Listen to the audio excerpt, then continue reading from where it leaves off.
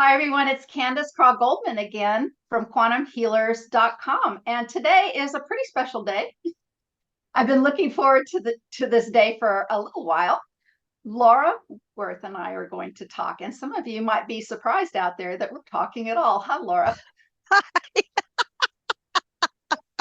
What an Hi, Laura. introduction. Well, let's get down to real things here, real things. So please introduce yourself for the people who may not know who you are, may not know where you're coming from. And I'm going to talk a little bit also where I'm coming from after that, after you introduce yourself, because my sense is we may get some brand new listeners after this show goes live.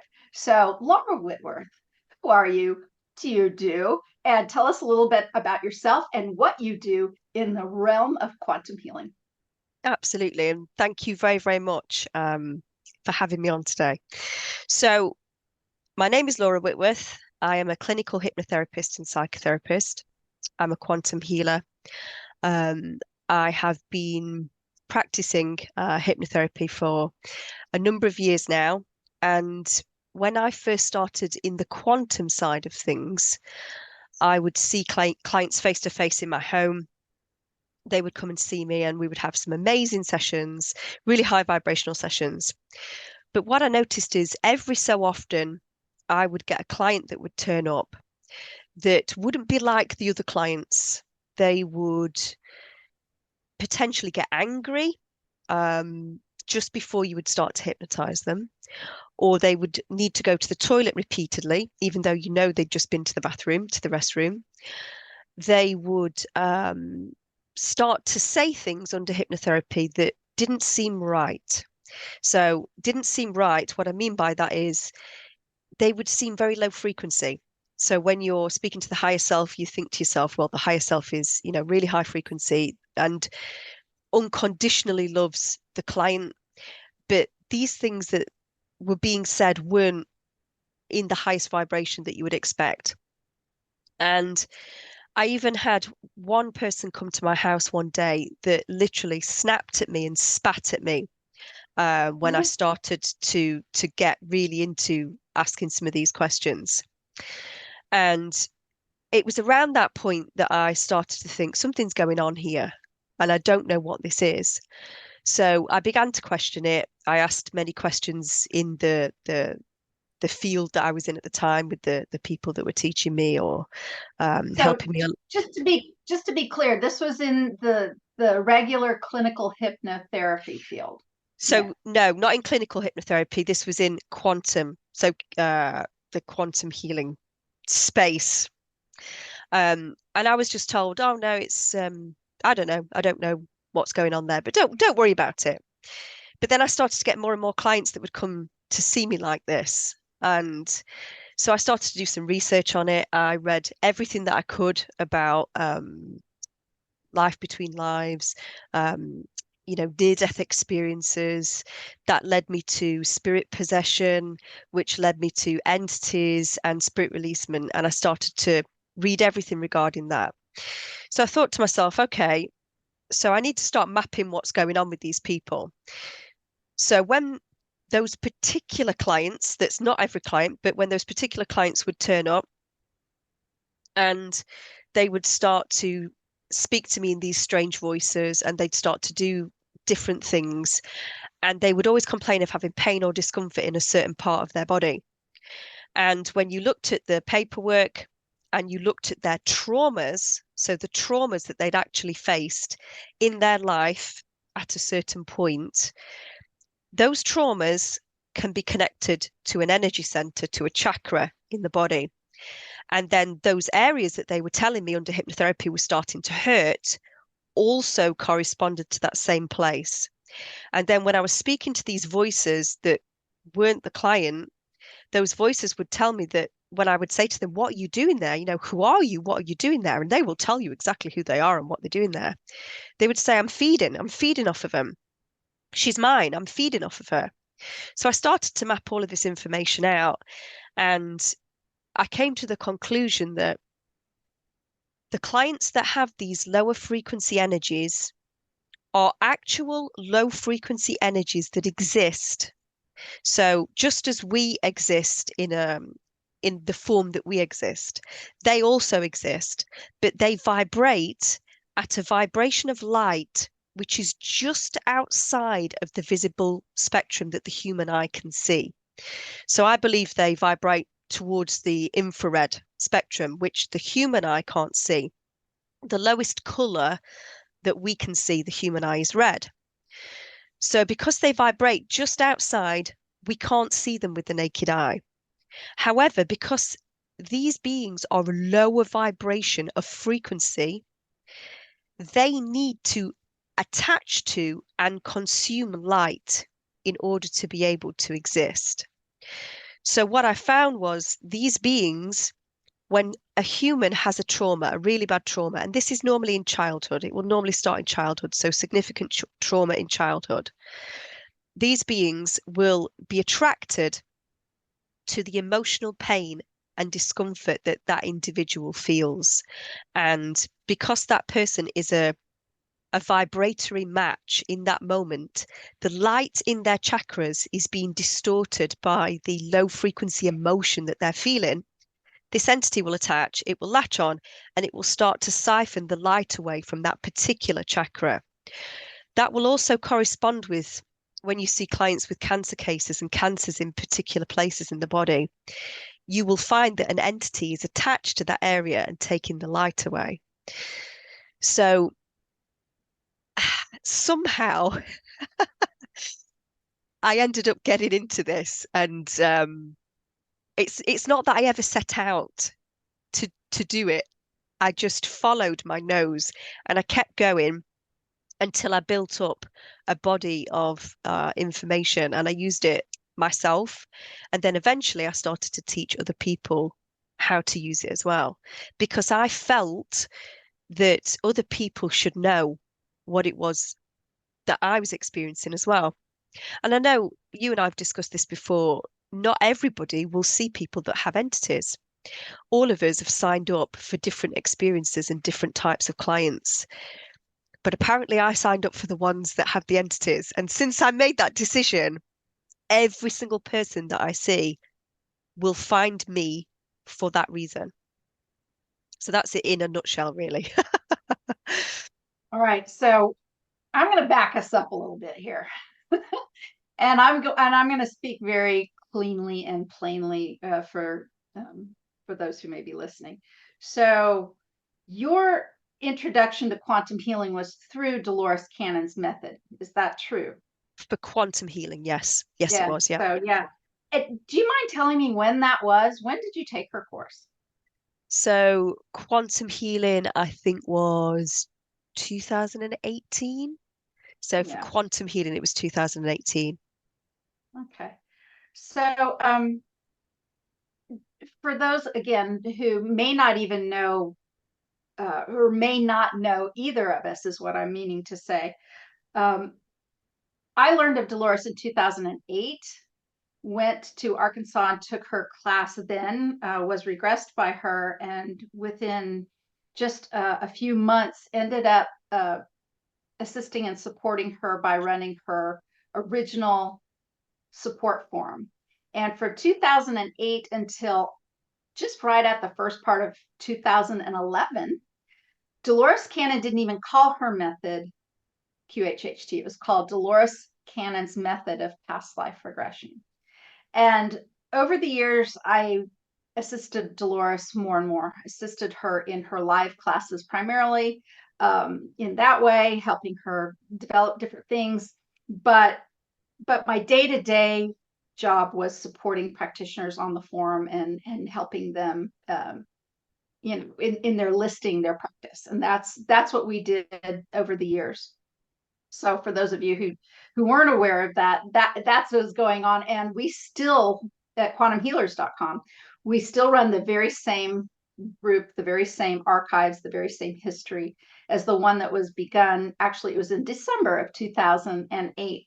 We have changed though. We have opened our doors to all healers, and we now do what I consider horizontal sharing. right? This way. So it's not just one teacher, it's not just one guru, it's not just one set of rules. We share across the board. So that's just a snapshot of that. But I want to back up a little bit because this, of course, is a fascinating topic to many, especially practitioners who practice. And, most these days are practicing QHHT because Dolores Cannon's name is a whole lot bigger than yours. It's a whole lot bigger than mine. And we came into this game many decades after she did. And she was a pioneer, loved her, still love her, still feel like she assists me. As a matter of fact, I can't wait to tell you about a session that I had just a few weeks ago where her presence was so strong and what happened in that session. But but I do want to talk about this whole concept in terms of what has ended up being a forbidden topic in that space, in the space of QHHT. So for those who don't know, the way that Dolores handled this when we were working together, when she was alive, was she didn't want to talk about it. She didn't want to talk about it. She would answer the questions that would come up in every single class that would come up. She would basically just shut it down, put it to bed, and she would say sometimes the same phrases, the same words, and she would say, we're not going to go there. It's not what you think. If you focus on this, you're going to draw it to you. Nothing can take you over. This isn't a possession. And next, I mean, she would literally distill it down to a minute or two of conversation and then say, we're going on to another subject. She just would not talk about it. And the same thing tended to happen on the support forum too. Now, I was Dolores's assistant and I adored her. I still adore her. There were only 2 or 3 places within her teachings that me sitting in the chair, often right next to her, while all those people are out in the auditorium, I would think to myself, because I was an art teacher many years before I was a teacher myself, so I've been in the space of teaching long before I ever got into this line of work.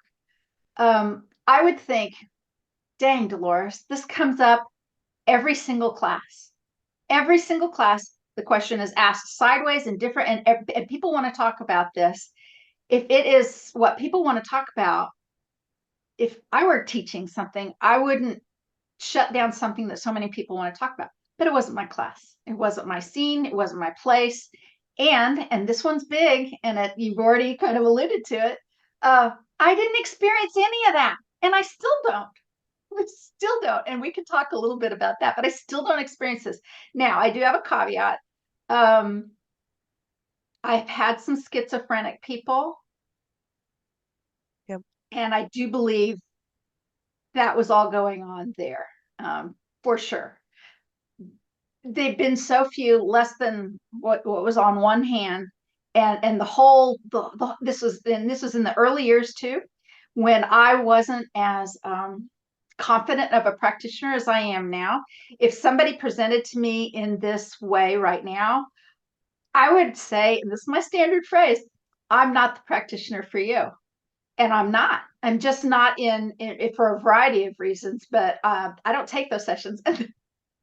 Laura, the sessions that I've tried to take that are like that, and I've got, of course, a number of stories, but the majority of them where people are like, well, I got an entity and I want to release it. And these are earlier years. I would say, well, I've never run across that. Why don't you just come on in? Let's see what happens. You know what would happen? They'd get a flat tire. They'd miss their airplane. It just kept happening. It kept happening. And sometimes 2 or 3 times. And, when these things happen, it's like, they're not supposed to have a session with me. I'm not supposed to have a session with you. There's something else here. And I learned, mid-career or early to mid-career, when those kinds of, two cancellations or postponements or whatever, especially for things like that, meant there's someone better for you out there. we're not the right match. And then they would end up with a practitioner who would deal with them in that way. It wasn't ever that I said, this isn't happening, I don't believe in this, and I wouldn't know some rudimentary approaches in that space. I just never really had to deal with it. There may be a couple stories there we can get into in a little bit. But so today, Laura and I are going to talk about really this forbidden topic thing.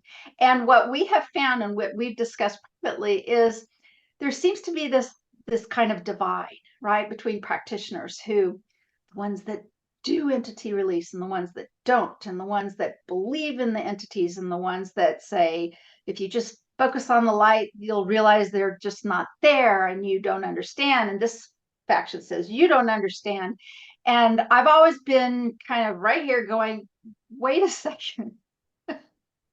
Why can't we just open up to a myriad of possibilities of what is going on with a myriad of approaches to help these people who are coming to us for help? Why can't we just do that? Why do we have to split ourselves off into all these teams and things like that? And so that's what I'm celebrating today in our connection here, and for all of those quantum healers out there to realize that we don't have to be on opposite teams. Absolutely not. We're on one team, and the team Right. that we're on is Team Healer. Mhm. And the most important thing is the client, and the client getting the right person for them. Now, a lot of the time, spirit will guide that anyway, and spirit will guide that particular person to the right person. That's how all of the people with entities end up finding me. But you're totally right. And I think as well for clients out there, there's so much content on YouTube and out there. They'll watch all of these different videos and then they'll book in with somebody. And when they have their own session, they might not get the experience that they thought they were going to get because they don't understand the difference between all of the different modalities. So I think from a client perspective, it would be so much better for people worldwide if we could be completely clear, all of us, in terms of what it is that we look at, so people can then find who it is that they feel they need to work with. But we need to Agreed. work together in that Agreed. approach. So when someone comes to me and wants a particular experience, I send them to you. And when someone comes to you and wants a particular experience, you send them to me. And that's what we need to do. We need to be very joined up in the way that we work and understand that it's not a competition between all of us as different people that have got different modalities. It's about working together as a cohesive whole, as a team of healers to help humanity, because that's why we're here, isn't it? Yeah. Can I interject to send out a nod to Dolores? Dolores, in my mind, started it all, right? I mean, it's like she's Yeah, you said it, the grandmother of quantum healing. She, absolutely. I don't think humanity in the way that she taught, in the kind of people that gravitated towards her, in the kind of space that it was in the 80s, 90s, early 2000s, we weren't as a whole. Some of us were, but we weren't as a whole ready for some of this. So I Yeah. think, what she did was extraordinary. What she did was brilliant. What I want to emphasize and make very, very clear is I'm not saying to the world, to Dolores, to any of her family friends out there, she did it wrong. I'm not saying that at all. I am not saying that at all. As a matter of fact, she's my greatest hero. She's my biggest mentor, teacher, support, and inspiration by far. I think of her constantly, and she's with me all the time in spirit and in sessions and in dreams and in my head, and she's there all of the time. And there's so much that I think we can still continue to sort of learn from her, even from where she is right now. I mean, that's a very rich conversation too, how she's affecting and informing us from where she is now, which is a different sort of frequency as well. But I just want to make it very, very clear. This in no way derides the approach or the original and the pure approach of QHHT. It's brilliant. Keep going. We support that on our forum. We always have. We have since 2008. We still do. We just say we can talk like across the board, and we don't see a post and go, oh no, we can't talk about that, delete. That doesn't happen in my group, because open, transparent, and honest conversations without pointing fingers and saying who's right, who's wrong, and just sharing your experience, what you've learned, and maybe that helps somebody else without judging, without categorizing. You actually can have conversations like that. It's true. I know that the strange world of social media that has sort of erupted it's so black and white, and it's so this or that, it's so team A, B, blue, red, and all that. And no, no, no, no. We need to go above and beyond that, and we can. And those of us at the higher frequency level doing this work, like you are, like all of the quantum healers are, we can do that, right? We don't have Absolutely. to We're doing it shut now. down conversations, because I've got very good friends and clients, and very good friends and colleagues who, they may watch the first 10 minutes of this broadcast and go, well, that's not for me. And that won't upset me in the slightest, because it may not be for them. And Everybody's that's just different. fine, right? So anyway, I want to be just very clear at that there's no judging here. And we're, we're expanding our possibilities, our opportunities, and our thoughts. And I'm here to learn from Laura.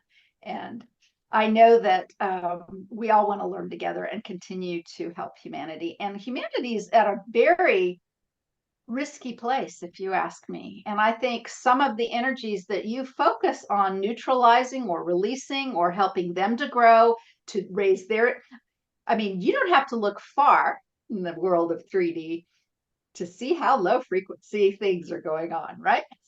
Absolutely. And I think what you said there, going back to the point that you made about Dolores's work and the time when she was doing this in the 80s and the 90s and beyond, it's all a process, isn't it? And humanity didn't really fully start beginning to raise their vibration until we hit 2012. So we got to that point, and all of the light waves that's coming in, it starts to raise everybody's vibration. Then all of a sudden, you've got the light workers that all start to wake up, and everybody who responds to that light starts to wake up. And I always use the analogy of like a hot air balloon. So people that start to wake up, they're like a hot air balloon that's got these ropes and these sandbags grounding them to the floor. And the ropes and the sandbags are those lower frequency energies that we've always had attached to us because of these traumas that we've faced. We've never been aware of them because they've always felt like they're a part of our hot air balloon. They're just a part of it. When these high frequency energies of light start coming in, this hot air balloon starts to rise, starts to raise its vibration. And it's only at that point that the hot air balloon becomes aware of the fact that it's got these ropes and sandbags attached to it that need to be released in order for that person to vibrate higher. And that's the analogy that I would use to best describe entity release. Not everybody will have them. Many people do. But the people that do have them, they will only notice them when they start to vibrate higher. And it's when you've got this part of yourself that's feeling so good, you're feeling so well, you're feeling so healthy. You're meditating all the time, but then you're in the middle of meditation and you get this horrible thought that pops in your head that's really low frequency. And you think, where did that come from? That's not my thought. And that could be from an entity that's attached to that person's energetic body. So all we're doing, Question. I'm sorry I keep interrupting you, but I have so many questions. go for it. The sandbag analogy. Can the sandbags be something else, such as programming or belief systems? Or do you see what I'm saying? I'm wondering, Yeah, like, so people can feel affected by lower energies that aren't necessarily an entity with its own energy, but something that they've been taught, right? Or something, All of or a that. belief system, or a religious tenet, or a Yep. thing the mother said when they were little, which again is trauma or whatever. Okay, carry Yeah, on. so I just all of those things as well. But Mhm. taking that example, what you've just said, you know, how a mother might be really might put a child down when that particular child is younger, that will affect the spinning of the child's sacral chakra. It will also, because the sacral chakra is directly attached to the mother, it will affect the spinning of the solar plexus, which is confidence. And if they're told that they shouldn't speak or, you know, keep your mouth shut, it'll affect the spinning of the throat chakra. And if you hold those really strong feelings for a certain amount of time, eventually that affects how the light spins, it affects the frequency of the light, and that can magnetically draw in these lower frequency energies that would just see that person as a meal, and they attach to them and they take the light, and they affect the consciousness, the behaviors, and the emotions of that human once they're attached. The human will just think, oh, I never kind of got over how my mother spoke to me when I was a child. I never really got over it.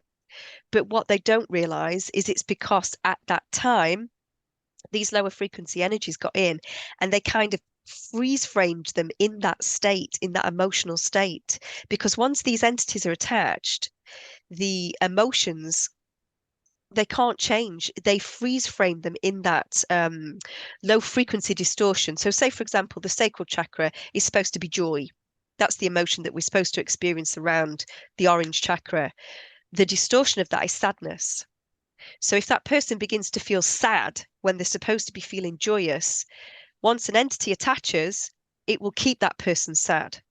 And you can always tell somebody that's got sacral attachment because they're that type of person that no matter what you say to them, they will cry. And you can give them the best coping mechanisms, the best tools, the best, you can give them the solution, the actual solution to their problem, but it will make no difference because they want to cry. And the reason they want to cry is because it's their sacral attachment that wants feeding. So every time that person cries, it produces an emotional release within the body of that human that then feeds that lower frequency entity. It's fascinating stuff. The people that carry entities, it really is. I have so many questions. So, when these entities came into being, whether they were created or however, um, were they always only meant to feed on humans? I mean, what's the structure of their origin and purpose? And can or do they feed on other things? Are they something foreign to humans, or they've always been with us? Or what is your perspective on where they come from and why we have to deal with them? So it is at this point in our conversation that it begins to get a little bit tricky. And what do I mean by that? Well, YouTube has something called community standards or community guidelines. And I'm not sure the conversation that we have in this portion of the interview would be allowed to stand on this platform. This channel and many of my colleagues have had videos deleted just recently, some going back many, many years. There's a lot of memory holing going on. There's a lot of conversations that are not allowed to be had here on this channel. But the good news is there's other places to go, other places to talk, and other places where you can hear the rest of this conversation. I'll leave a link to the full interview on Rumble. But do take a moment and listen to the next little bit of this video here on YouTube, where Laura talks about where you can find out more about her method. Thanks so much. I appreciate you following us on Rumble. Take care. There's so many other things I want to talk to you about. You know, we've been talking for an hour and a half. It's 3:33 exactly my time, and I want to wrap this up just because I want to be respectful of your time. Plus, I have things I need to get to too. But I definitely want to do this again. But why don't you end with telling us, well, first of all, I want to just share that you've become a part of our community at quantumhealers.com. And I'm so happy about that. And welcome to you. And any and all of your students are also welcome to join our community. I want to make it very clear that I want to support your community, Laura Starr's community, and any other community like this, a collection of healers who want to help each other and who want to support each other, because we need more of us, not less. So welcome. But tell everyone about your class, how to find you, a little bit about it, and I think you even have a special price going on for people who want to sign up and learn what you have to teach.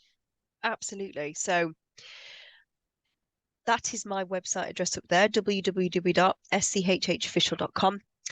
And I teach a quantum hypnotherapy modality that also has entity release and an energetic clear of the energetic body built into the actual modality. And at the moment, the course is on sale for £399 British pounds. But I have created a code for you, and it is BQH. And if anybody places that code into the coupon spot when they check out, before they check out, it will give them £50 British pounds off of that course. So that will make the course £349 in British pounds, which is the lowest it's ever been and the lowest it's ever going to be. Yeah, that's quite a good deal. And one of the first things I learned about you that I love so much is your regular price is $444, which is also BQH's regular price. How long are you going to keep that special going in case somebody watches this video a little bit into the future? Because right now it's December of 2023. It's just till the end of December. So as soon as we get into January, it will go back up to 444. But your code, your BQH code, will stand. So even when the course goes up, they can still use that code to get the 50 off. So, well, that's wonderful. I'm really looking forward to learning more about your course, more about your techniques, your theories. There's so much more to talk about. This has been really wonderful. It has, hasn't it? Yeah, I really enjoyed it. I have to tell you, it might have been something that I would save till after the fact, but I want my listeners to see it too. I'm looking at you, and I think you have like a pillow behind you. There's like a pillow. Yes. Is that a pillow? So as you've been talking, though, the way you had it, it looked like an angel's wing coming off. Oh, of you. You just lovely. look so angelic. I just kept seeing you as an angel. And anyway. Thank you. I don't know. I'm one of those people. I see hearts everywhere. I'm just one of those people. So it's just the way it is. Me too. On the beach with the shells and stones everywhere. Oh, we didn't even talk about chickens. But the other day, I actually took a photograph of this. I have cats, and I was scooping cat litter, and when a big clump came up, it was this giant heart. I actually took a picture of it and sent it to my family. I said, "Look, the kitties love me." Hearts everywhere. Absolutely. No, hearts absolutely everywhere, even in the cat box. Oh my goodness. Okay. Well, this has been fabulous. All right. So if you out there are a healer of any kind, you are welcome to join us at quantumhealers.com. You may be a tarot card reader. You may be a hypnotherapist. You may have taken Laura's class. Maybe you do Reiki. Maybe you do yoga. Any of those things, you're welcome to join us. We share session stories and advice, and we support each other. As long as you're a service to others, you are welcome to join us. Just come to quantumhealers.com. You can join us for free and check us out for 30 days and see what we're all about. So thank you so much for being here, and thank you for following us here on Rumble, where we can have these kind of conversations. I know we had to do the shortened YouTube part. This is why we need to be on Rumble, where we can speak freely and speak freely everywhere. Right, Laura? What's wrong with that? Let's just speak freely everywhere. Why not? Absolutely. Let's do it. Thank you so much. Thank you so much. All right. Bye for now. Bye, everyone.